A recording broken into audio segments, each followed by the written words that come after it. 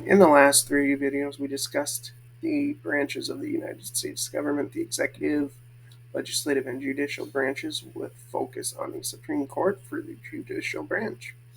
Today, we're going to talk about how a bill becomes a law. Laws are a big part of history, cause and effect wise, and therefore bills are as well. So, here's a quick overview of the legislative process. This is how it works for the most part. Any senator or representative can introduce a bill.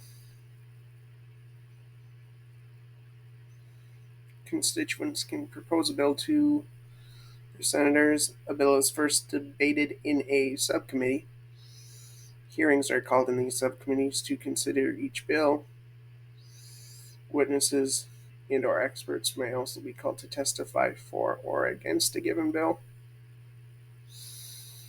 If that bill passes the subcommittee, it moves on for a full committee vote. Most bills stall or die in committees.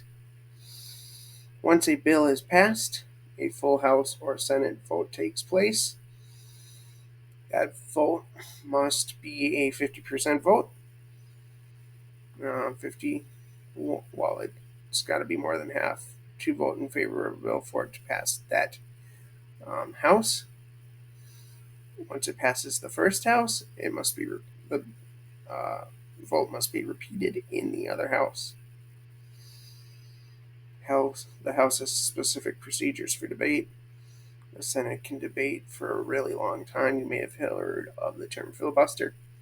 That can happen in the Senate. Lastly, before a bill gets to the president, both houses have to pass the exact same bill language-wise. To clear this up, conference committees exist as well. And certain bills must start in the House or Senate, depending on what bills those are. So, war, declarations of war, treaties, those must start in the Senate. The House must start with all tax bills or revenue-related bills. So once the exact same bill passes both houses, it heads to the president, and he can do one of a couple things. He can sign the bill into law, then it's done. It's law like that. Second, the president can veto the bill, meaning rejecting the bill. Congress can override this veto with a 2/3 majority in both houses. It's a check on the executive branch that the legislative branch has. Might do a video on checks and balances later. If the president does nothing and he doesn't sign nor veto a given bill, a couple things can happen.